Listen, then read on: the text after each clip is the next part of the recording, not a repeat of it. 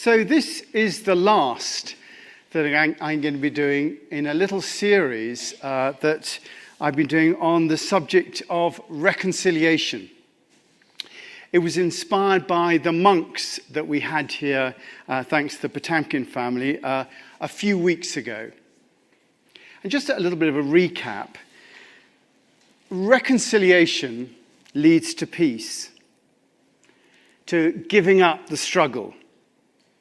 In the first week, we talked about the need for reconciliation at all levels, in ourselves, with our friends, families, communities, workplaces, reconciliation in politics, in religion, in economics, in culture, between nations, and finally, reconciliation with the planet to live our lives that will enable us to live in harmony with the environment, that sort of reconciliation. And I really said that reconciliation is key to unlocking the idea of creating a peaceful world. That with reconciliation, you can create a peaceful world. And the word reconciliation comes from the Latin root re, which means back, and conciliare, which means to bring together.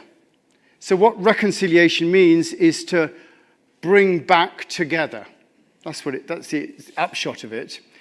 And I said, for reconciliation to take place, for things to be able to come back together again, you need truth, you need compassion, you need forgiveness, and Mimi added the idea of trust. And last week we talked about inner reconciliation, using our spiritual practice to go through 3 phases. Reconciliation, our minds to our bodies. So our minds are serving our hearts, our spiritual practice. Reconciliation of our minds and our bodies to the present moment. So you actually become present. The stillness of our bodies, the stillness of our mind brings us into the present moment. And thirdly, reconciliation, reconciling ourselves through the present moment to the essential oneness of all things, and through that to the essence of all things, the very ground of being, to reconcile ourselves to God, or whatever you like to call it, that sense of being held by something. Reconciliation within, at that level, enables us to let go of our attachments that we have to our feelings. We want to feel one way or another most of the time. And when we reconcile ourselves at that level, we allow ourselves to feel what we feel, not necessarily saying, I always want to feel happy, or I always want to feel this way. We recognize that the sadness, all those other feelings are just as important. And also, when we go through those things, we reconcile ourselves to the attachments that we have with the outcomes in our lives. We always want things to go a certain way. And if you're reconciled within, then you allow things to happen. And you're not so fixed on making things happen, go one way or another. Because we're not acting out of our agendas. We're not acting in order to feel a certain way or to attain something, or to have others see us a certain way. In other words, we're not corrupt. We're not trying to make things happen for us.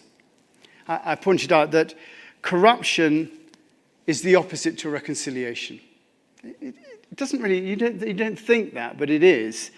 If you look at the word corrupt, the Latin etymology always really reveals the true meanings. The word corrupt comes from the Latin word cor, which means altogether, and rompere, which means to break. So to be corrupt is to break something that was formerly together. To break something that was formerly together, which is the opposite of reconciliation, which is to bring something together that was formerly whole. So corruption and reconciliation are opposites. And if we have an agenda about our feelings or our circumstances, then we're not free agents of reconciliation. We're corrupted by our agendas, where we want things to go. So the work that we do on ourselves is what begins our ability to do some good in the world. The work that we do on ourselves enables us to do some good in the world. As we see the truth of what's within us, as we have compassion on ourselves, as we forgive ourselves and so become fully reconciled and realize, so we begin to see the truth that surround us, and we begin the work of compassion, of forgiveness with those around us, so that the world can become more reconciled and realized through the work that we do in it. And that reconciliation in the world, actually having that reconciliation come about is the same process as the inner reconciliation. We have to recognize the truth of what's going on, then we have to have compassion, and then that leads to forgiveness and reconciliation. And almost the most difficult part of that is seeing the truth. It's interesting that reconciliation between the two parties in South Africa required a Truth and Reconciliation Commission before anything could happen. The truth had to be identified first. But it's difficult in today's life, where truth seems to be subjective rather than objective. And one of the problems that we have in the way society is going at the moment is the way that it's beginning to break down and ghettoize truths. You've got that concept now of alternative facts. It's difficult to pin down exactly what the truth is. When the truth's hidden, then reconciliation can't take place. And more, I think a lot of world leaders are using the obfuscation of truth in order to control those that they have power over, because they know that the truth will bring about change that they don't want to happen. They'll shut the internet down, social media will be stopped, and will people, get put in prison for speaking the truth. And in this time, I think, of globalized communication, the power of truth in bringing about change is incredibly visible. Leaders fear changes like the fall of the Berlin Wall. They fear changes like the Arab Spring and other popular movements that have brought about change. And of course, with mass communications, that danger of change is ever greater and even more difficult to suppress, because, once the genie's out of the bottle, you can't put it back in again. So there's that danger of that truth. But, truth will out, and we can optimistically know that there is a flood out there that some leaders can only stand Canute-like before and hope that they can restrain it by force. But the truth, because of the globalization, is more and more coming out. This was ever thus, and 400 years BC, Lao Tzu sort of summed up where we are at the moment. He said, when the Tao is forgotten, goodness and piety appear. When the body's intelligence declines, cleverness and knowledge steps forth. When there is no peace in the family, filial piety begins. And when the country falls into chaos, patriotism is born. That was written 400 years BC. Now, I came across, when I was looking at this idea of truth, two quotes that really informed me and inspired me in what I was going to say today. And the first is from William Blake, who's a favorite of mine. He wrote Jerusalem, my favorite hymn, and also Songs of Innocence and Experience. He was an English mystic. And he said, first thing, truth can never be told so as to be understood and not be believed. Truth can never be told so as to be understood and not be believed, which means that if the truth can be told so as to be understood, it will be believed. If the truth can be told so as to be understood, it will be believed. That was the first quote that I had. And the second one was from Wittgenstein. And he says, Whereof we cannot speak, thereof we must be silent. Thereof we cannot speak, whereof we cannot speak, thereof we must be silent. And these sort of two quotes sum up the dilemma we have in recognizing truth when we're speaking within the spiritual realm of absolute truth. You know, we want people to believe by understanding, and yet it's difficult to talk about things which we don't know about. And here I think we're approaching the truly bigly truth, the truly big truth. The real, I think for me, the elephant in the room. And I think we're approaching the truth that is so outrageous that it's ignored by those who presume to take power and lead us. A truth so enormous, it's totally ignored by those who presume to take power and lead us. It is the truth that has Jesus say, love your enemies. The truth that has Gandhi and Dr. King espouse non-violence. It's the truth that has the Tao Te Ching asserts that let go of fixed plans and concepts. Let go of fixed plans and concepts and the world will govern itself.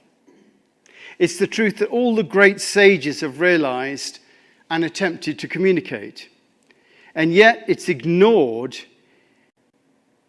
in the workings of humanity in the world.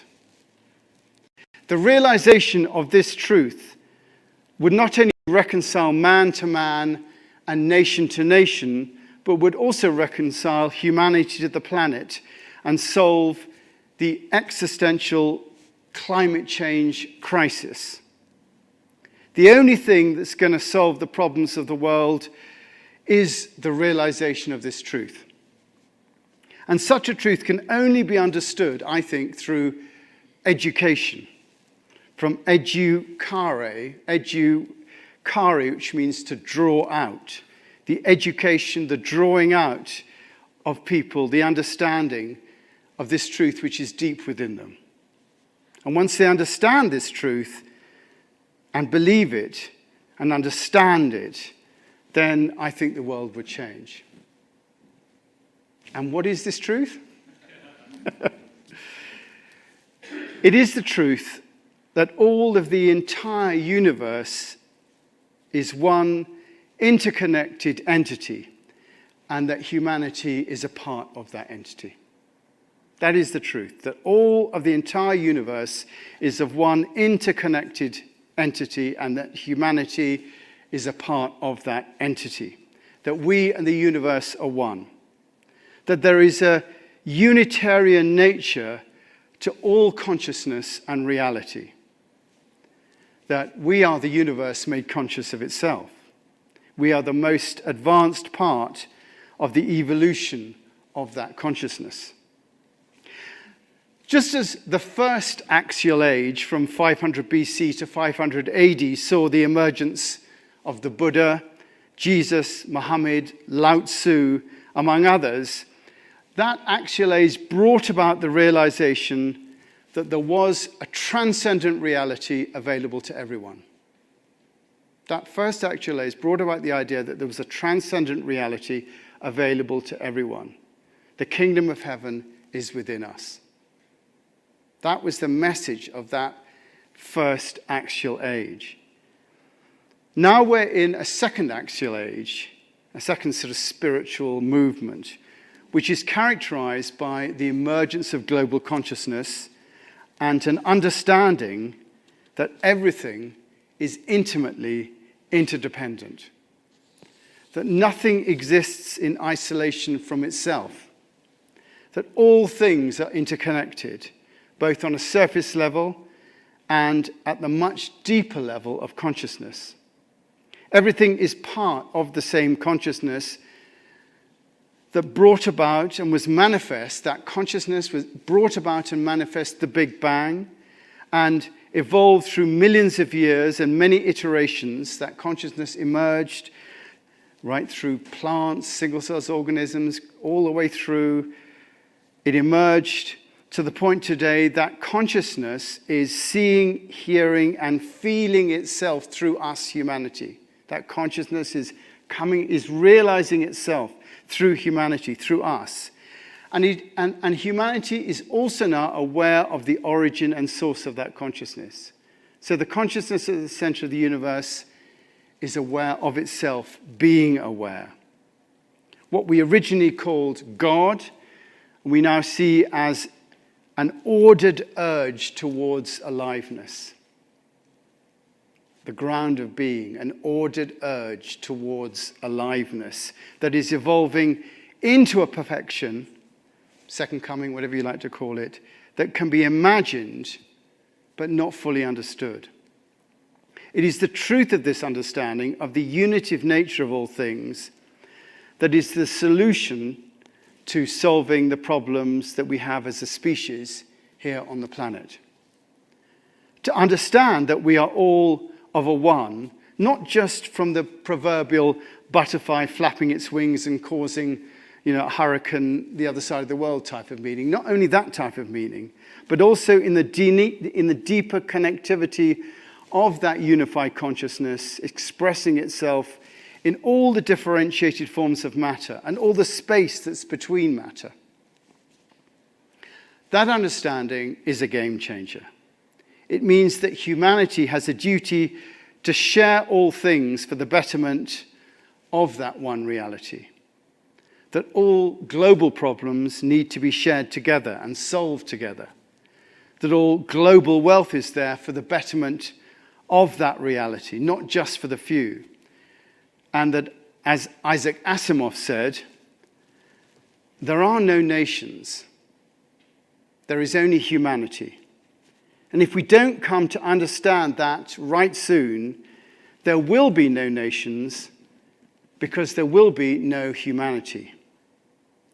This concept of global human cooperation is the future, or we will have no future. That's what he's saying. Now, you may think this is pie in the sky and that this will never happen, but there's now an imperative. There's now an imperative to have this happen. With the climate change and the way things are going globally and pandemics, there is a drive to understand things in a different way, to solve things on a global level.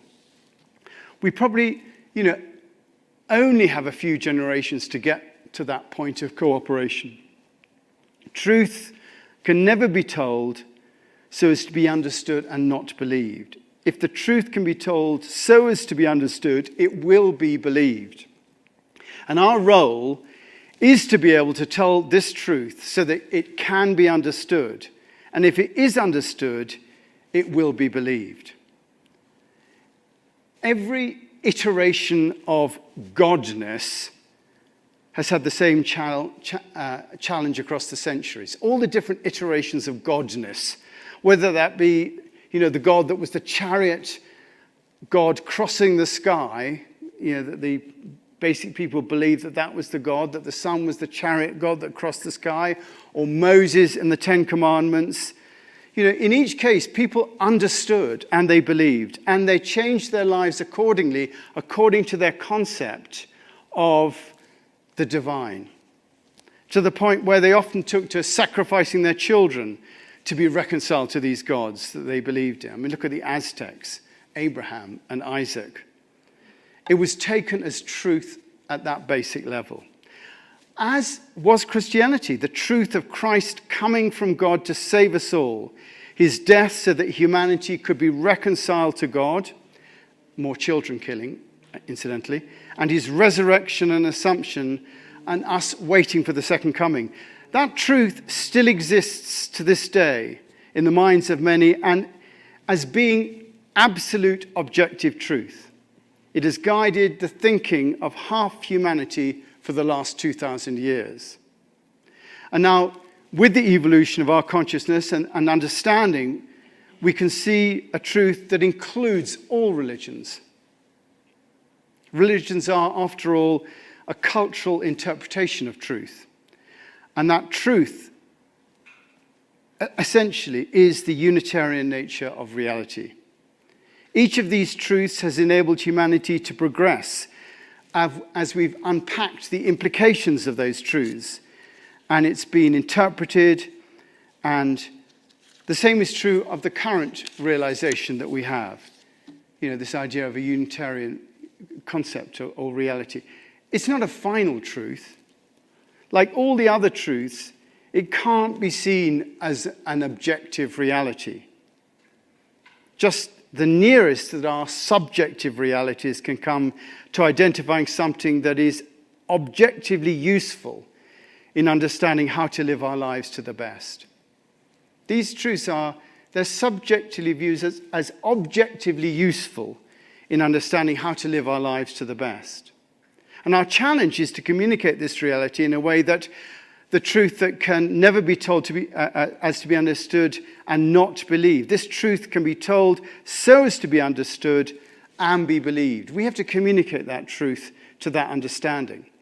And that's quite a challenge, because we've got Wittgenstein ringing in our ears, whereof we cannot speak, thereof we must be silent. And to some extent, it is of the deep nature of things, of God, that we cannot speak. Because in truth, really, we don't know. We don't know. As it says many times in the Bible, these things are too wonderful for us to know. It's in the book of Job, it's in Psalms, it's throughout the Bible. These things are too wonderful for us to know. In Islam, you cannot depict God or the prophet. The Tao says the Tao that can be told is not the eternal Tao. Whereof we cannot speak, we must be silent. And to me that means we have to speak with humility. We have to recognize the fact that we don't essentially know. We're just going with what we think is best. We have to speak with humility. For global reconciliation to take place, we have to see the truth, then have compassion, and then forgiveness. And that means communicating with compassion and forgiveness in our hearts. But I do think that this truth, the unity of all things, and that our need to cooperate will have its day. There are no nations, there is only humanity. And if we don't come to understand that right soon, there'll be no nations because there'll be no humanity. And I think the way that will eventually come about is politically. I think that in all countries, people will begin to stand on a ticket for global citizenship. People will start to think globally rather than as nations. People will slowly come together in different countries, people who see the need for a global approach, and will offer that approach to the electors in their country. And it'll start slowly, and I think it'll gain momentum. And gradually those groups in different countries will come together, driven by the need to find global solutions to problems.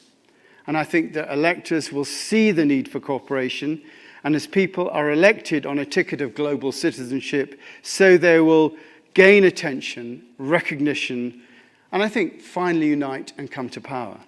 And I think that this will happen. I think our role on the spiritual level is to communicate the truth as we see it, and humbly offer it as a way of education, of drawing out the understanding in those around us, so the understanding becomes more widespread. So as the unity of all things is understood, as it's understood, it will be believed.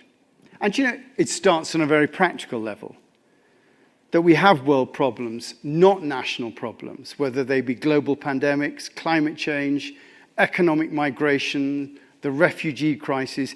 These are not problems that can be solved nationally. And we can see that happening. We can see that China's problems are our problems, and our problems are China's problems. And we can see that the current nationalistic aggression around borders and resulting in war is not serving either the human population or the planet. And to the end that we have some concept of global citizenship is the end that will enable this to be solved. And if there are at the level of nations and at the level of the interdependence of all life, if there is a truth in that, then we can communicate that, have it understood.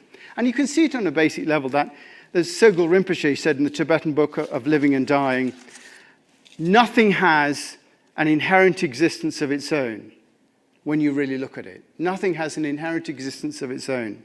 Think of a tree. When you think of a tree, you tend to think of a distinctly defined object. And on a certain level, it is. But when you look more closely at the tree, you'll see that ultimately it has no independent existence. When you contemplate it, you will find that it dissolves into an extremely subtle net of relationships that stretches across the whole universe.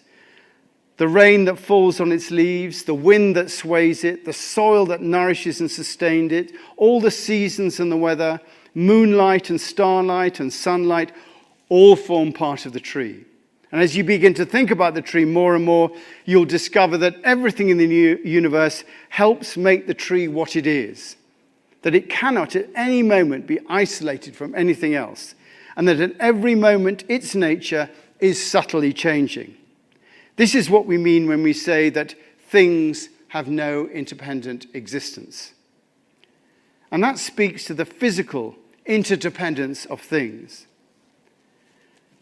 But beyond that, we have the unity in consciousness, the experience that many of us have had, that all this is one whole, unified by a consciousness that pervades all matter. That all of this is one whole, unified by a consciousness that pervades all matter. And some of us had the experience of that. That consciousness, you've had the experience that consciousness is experienceable. And in the experience, we find ourselves as a part of a greater whole. That we are an expression of that greater consciousness, as is everything else in the universe. And in some way, that consciousness is ordering life in a way that we can participate and contribute to the evolution of that consciousness in our reality through the contribution made in the form of our loving presence. We can contribute to that evolution. And this is expressed in many religions. And in Christianity, Paul puts it well in 1 Corinthians. You can see the truth of this unity in his statement. Just as a body, though one, has many parts, but all its many parts form one body, so it is with the divine nature. Now, if the foot would say, because I'm not a hand, I do not belong to the body, it would not for that reason stop being part of the body. And if the ear should say, because I'm not an eye, I do not belong to the body, it would not for that reason stop being part of the body. If they were all one body, where would the body be? As it is, there are many parts, but one body. The eye can't say to the hand, I don't need you. The head can't say to the feet, I don't need you. If one part suffers, every part suffers with it. If one part is honored, every part rejoices with it. Now, you are the body of the divine nature, says Paul, and each one of you is part of that divine nature. That is the nature of reality. This is me talking now, that we exist within. And our role is to ensure that that reality is communicated and understood. Only with this truth will we see the reconciliation that the world needs to survive and to evolve.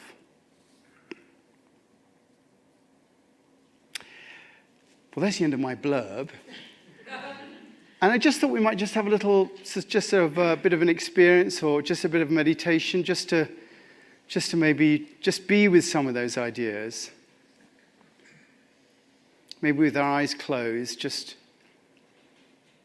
being aware of our minds.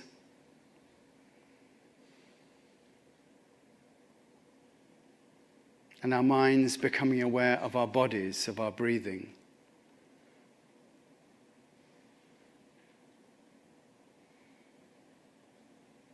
And aware of ourselves, our breathing, our minds and our bodies being within the present moment. And in that present moment, we are intimately connected to the person sitting next to us. We breathe the same air. We see from the same light. All of us in this room are intimately connected. All of us watching online and in this room are intimately connected. All of us in our town are intimately connected, in our state, in our country, in our continent, in the world. That intimate connection doesn't stop. As we travel out into space and look back onto the blue small orb, we see our world as that organism. And we see it supported and contained and nourished by that divine nature, by God, by the Christ nature that is within us all, that we share.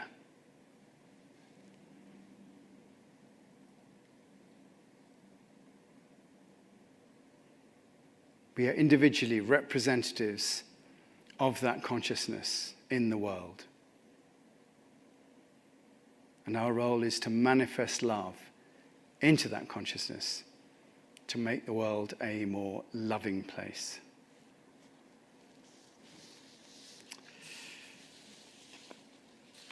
Amen.